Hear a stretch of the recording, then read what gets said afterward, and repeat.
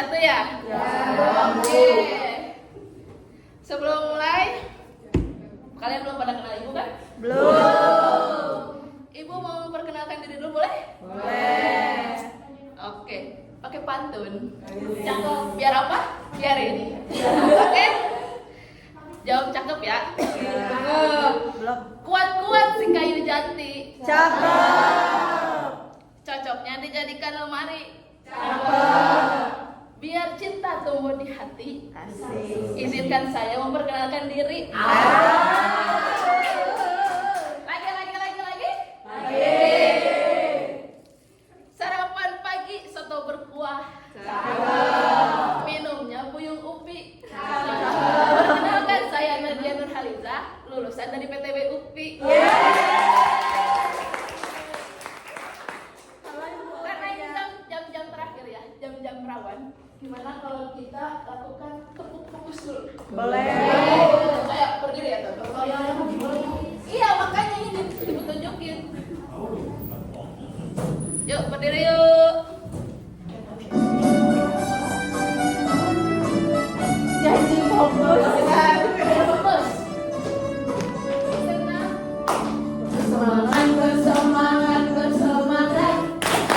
Jadi fokus. Janji fokus.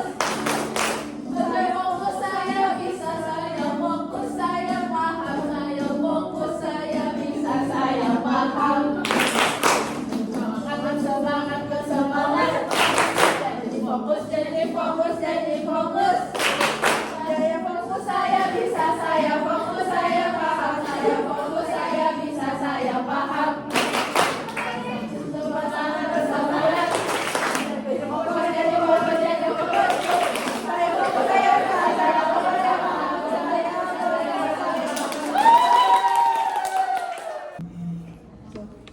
Oke, sebelum mulai ibu absen dulu boleh? Oke, Ira hadir, Ega hadir, Janet hadir, Joban hadir, Zafira, Tasya, Firman hadir, Najwa hadir, Amel Hadir.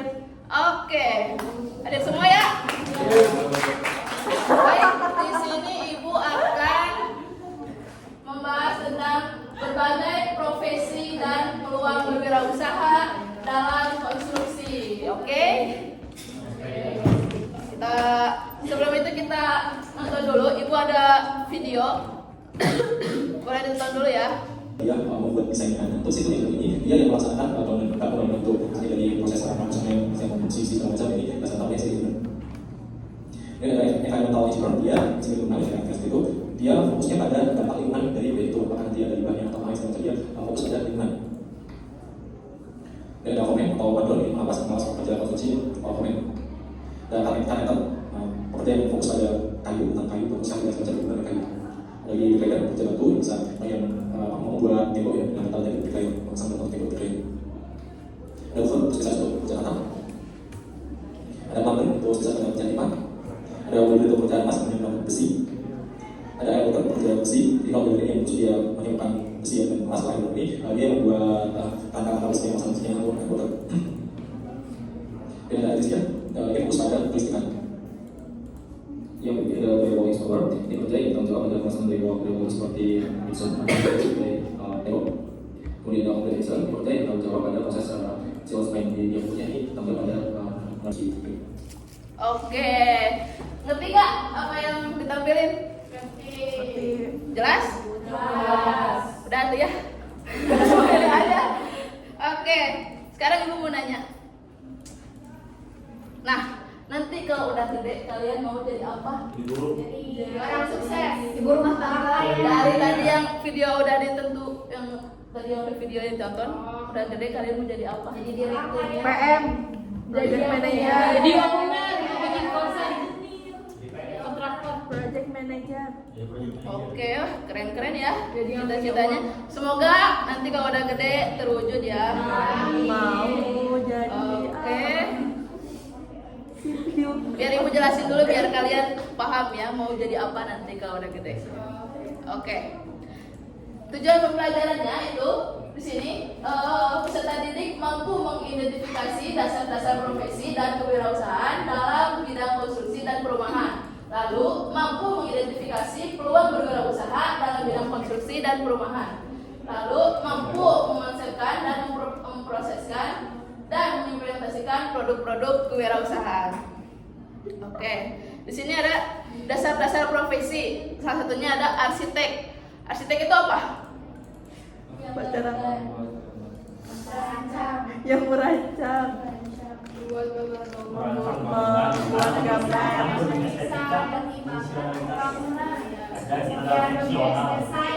Iya, betul ya. Yang teman-teman bilang tadi, kalau arsitek itu adalah untuk merancang atau membuat bangunan biar kayak lebih estetik gitu, terus lebih fungsional dan harus sesuai juga, tapi di balik itu harus sesuai sama standar-standar peraturannya gitu. Lalu ada insinyur sipil. Di sini tuh insinyur sipil itu merancang dan mengawasi pembangunan infrastruktur, termasuk bangunan jalan, jembatan, dan gedung-gedung gitu. Terus mereka ini memadukan ilmu teknik dengan pengetahuan praktis untuk memastikan keamanan dan kualitas proyek.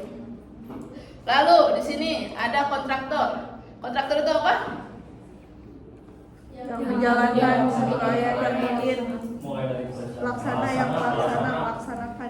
Iya, betul. Lalu ada manajer proyek. Biasanya ini yang memimpin ya, yang mengawasi proyek, aspek-aspek konstruksinya, termasuk perencanaan, pelaksanaan, dan penyelesaian. Mereka itu berjalan sesuai dengan anggaran, waktu, dan mengelola tim sebagai stakeholder. Oke. Nah, tadi udah bahas manajemen ini, kita lanjut ke manajemen proyeknya. Di sini tuh ada perencanaan proyek. Apa itu perencanaan proyek? Anggaran dan jadwal yang jelas. Di sini itu termasuk langkah yang penting menghindari risiko yang dapat mengganggu pelaksanaan proyek. Lalu ada pelaksanaan, sudah perencanaan, kita dilaksanakan proyeknya. Lalu di sini tuh pelaksanaan proyek itu adalah melibatkan pengorganisasian sumber daya manusia, itu ada di pelaksanaan proyek. Lalu ada penggunaan material yang efisien, itu juga di pelaksanaan proyeknya. Lanjut, ada pengawasan dan kontrol. Pengawasan di sini berfokus pada pemantauan progres-progres yang ada di proyek terhadap rencana yang telah ditetapkan atau penggunaan alat manajemen proyeknya. Lalu yang terakhir, ini ada evaluasi dan penyelesaian proyek. Evaluasi itu berarti adalah proses agar proyek menjadi lebih baik di kedepannya ya. Jadi ini juga termasuk penting demi keberhasilan dan pengalaman yang dapat untuk proyek berikutnya. Ini dapat untuk proyek berikutnya. Next, di sini kita akan membahas tujuan dan tanggung jawab dalam proyek. Tugas dan tanggung jawab dalam proyek ada? Nggak ada.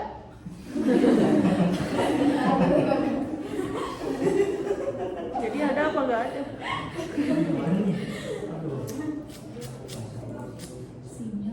Ada. Nah, ini dulu yang pertama. Ada tugas project manager nih. Tadi yang menjadi PM siapa? Nih, baca tugasnya apa tuh, tanggung jawabnya? Keseluruhan perencanaan, pelaksanaan, dan pengawasan proyek. Lalu ada site engineer. Ada yang mau jadi site engineer? Wih. Tugasnya itu adalah mengawasi pelaksanaan pekerjaan di lapangan. Lanjut. Siap. Struktur engineer nih yang paling berat nih. Siapa yang mau jadi struktur engineer? Ada? Wow, keren. Ini bertanggung jawab atas perancangan dan pengujian konstruktur bangunan agar aman dan sesuai dengan standar teknisnya gitu. Lalu ada KICE. KICE singkatan dari apa? Oh iya. Memastikan bahwa semua pekerjaan sesuai dengan standar. Terus kualitasnya yang harus sesuai dengan yang ditetapkan. Ini tugasnya KICE nih yang memantau ya. Oke. Lalu ada tugas drafter. Drafter ini ngapain, Cik? Ngegambar apa? Struktur, benar.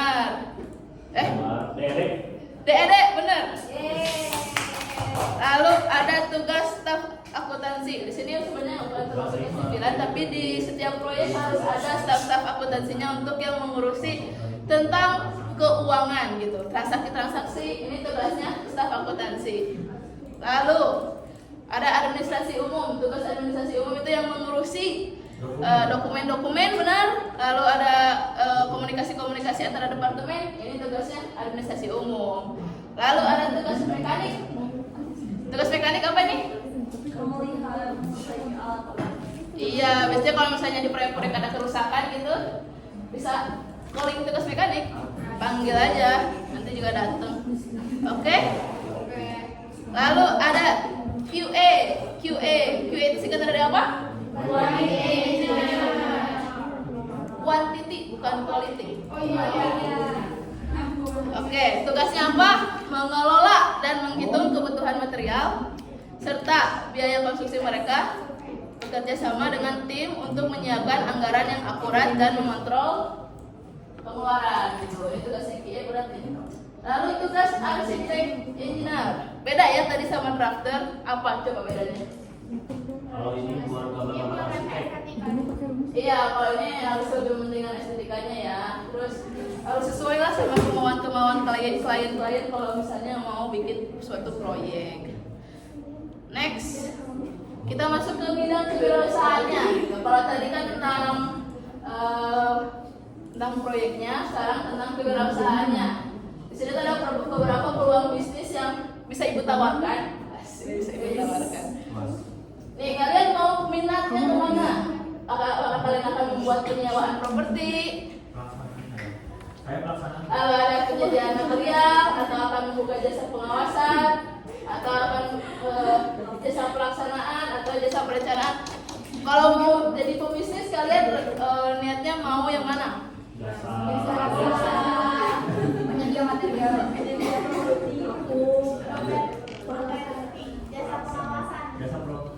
Semua itu bisa kalian lakukan asalkan ada benar. Ada modal. Ada modal. Gimana sih caranya dapat modal? Nanya. Gimana sih caranya dapat modal? Aduh, nggak boleh ya. Caranya ya kalian nabung. Saya ini kan dari kelas 10 nih nabung 2000 nanti kalau udah lulus kan bisa buka bisnis. Oke? Nih Bu, jelasin dulu ya. Biar kalian makin tertariknya di mana. Oke, di sini ada usaha toko bangunan. Itu awamnya sebenarnya kalau misalnya buka toko bangunan kayak gini. Di Bandung apalagi udah banyak di mana-mana. Tapi coba kalian bikin toko bangunan yang lebih bagus gitu. Misalnya dari bahan bangunannya dari dari bahan-bahan daur ulang bisa, ya pikirin lah ya. Lalu di sini ada usaha jasa desain. Ini bisa desain irigasi, jembatan atau jalan gitu. Biasanya jasa desain ini untuk infrastruktur ya. Terus dengan peningkatan pembangunan infrastruktur, ahli desain dapat menawarkan solusi yang inovatif dan efisien dalam proyek konstruksi. Selanjutnya di sini ada usaha kursus software. Di sini teman-teman pernah belajar software apa aja?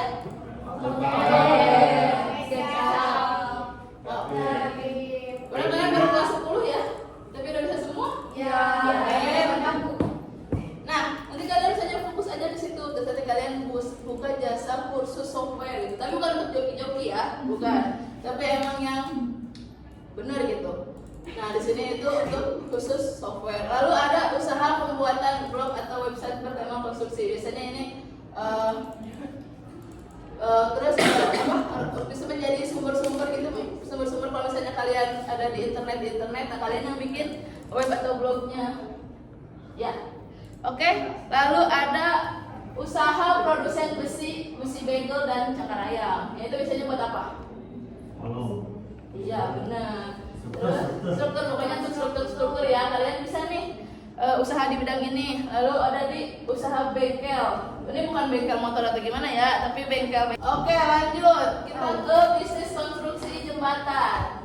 Konstruksi jembatan itu adalah memerlukan keahlian khusus. Misalnya nanti kalian lulus dari sini, kalian fokusnya di bidang apa? Ada jalan, jembatan, gedung atau irigasi. Nah, kalau misalnya kalian mau fokus di jembatan, bikin bisnis konstruksi jembatannya. Lalu ada konstruksi jalan. Kalau misalnya kalian mau fokusnya di jalan, buka bisnis ini, gitu. Lalu usaha pengaspalan jalan. Ini juga usaha yang menjanjikan loh, karena pembangunan jalan di Indonesia ini akan ada selalu gitu. Jadi usaha-usaha pengaspalan mix konkret itu bisa di sini gitu, kalian bikin lah. Terus ada usaha penyewaan alat berat. Di sini tuh kayak kalian kalau misalnya punya modal yang kuat, belilah alat-alat berat konstruksi ini. Jadi kalian jadi alat sewa ini lumayan menguntungkan loh. Lalu penyewaan properti ini sebenarnya udah banyak ya. Penyewaan properti ini di dunia industri konstruksi gitu. Tapi ya kalian boleh coba aja kalau kalian tertarik. Oke.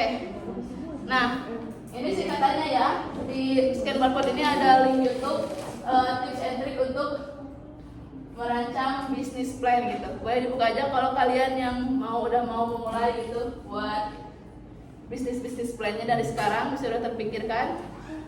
Nah, karena pembahasannya udah selesai, Ibu mau ada kuis, oke? Tapi sebelum itu biar kalian makin fokus, makin semangat, kita berdiri lagi, kita senang dulu sebentar, biar kalian bisa fokus mengisi kuisnya karena soalnya agak rumit, hard level. Jadi kita senang dulu ya, biar otaknya fresh. Siap? Go! Ready? Go! Let's throw.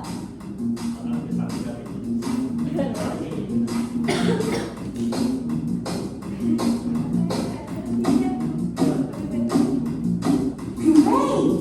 Let's go off. Go!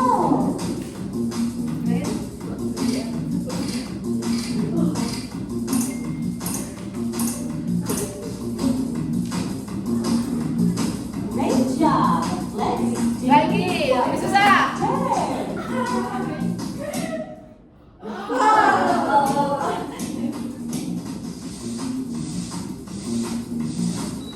Oke, udah duduk. Sekarang kita latihan soal. Karena di sini ada 4 kelompok ya, Ibu bagi 4 kelompok seperti biasa, seperti yang lain.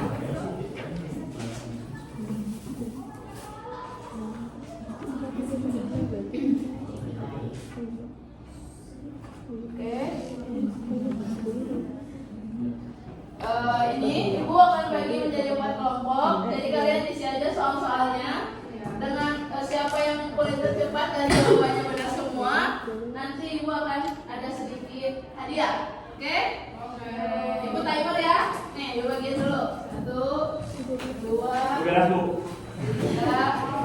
4. Oke, Ibu mulai ya. Kalau yang udah bukan ke depan. Kalau yang udah bukan. Kalau yang berarti pasti bisa. Oke. Ibu mau periksa jawaban hasil dari ini peserta didik. Oke? Tuh, itu apa?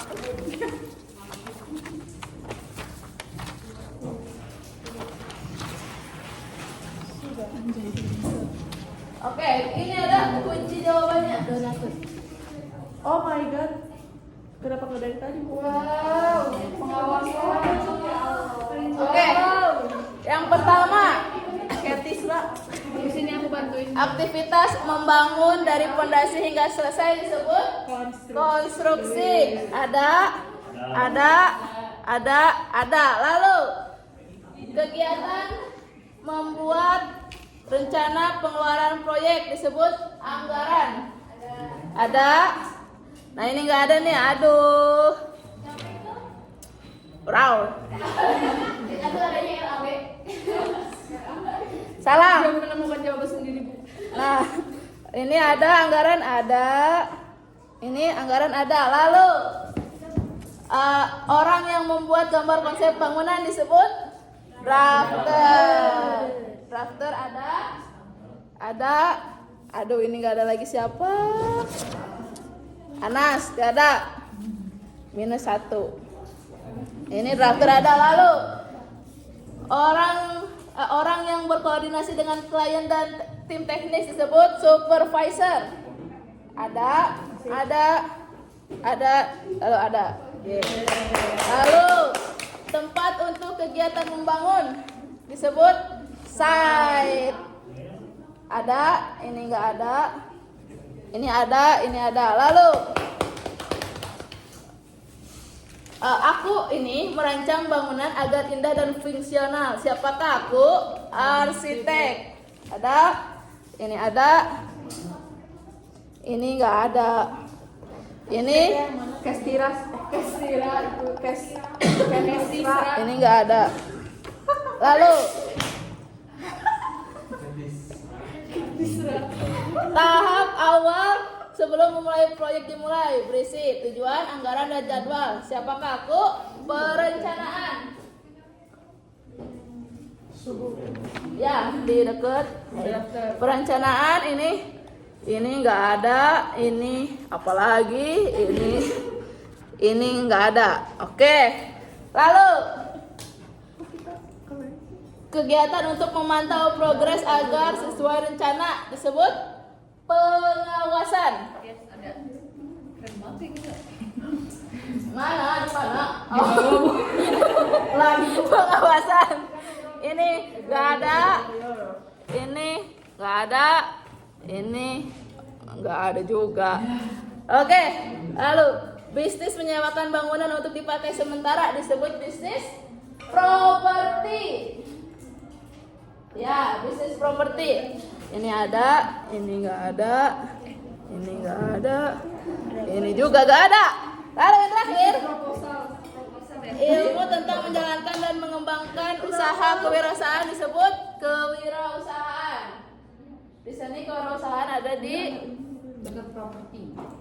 Iya benar, ini ada, ini nggak ada, ini nggak ada, ini nggak ada. Oke, yang menang itu adalah dari kelompok 1.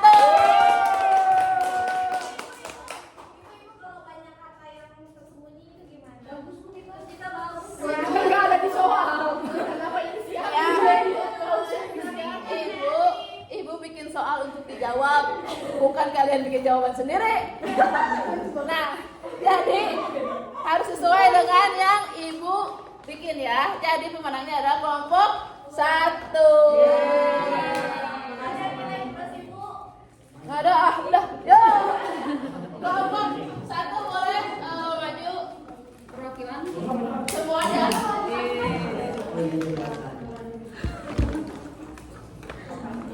Indonesia. Yuk, kelompok 1 maju. Ini ada Watia. Dari ibu. Wow. Semua. Ayo. Aku juga itu.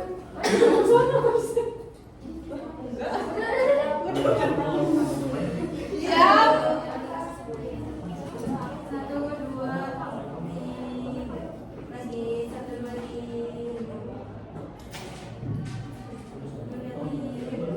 Oke, nih. Terima kasih Ibu. Oke. Terima kasih banyak. Oh, lagi. Biasa ini murid banyak ngomong.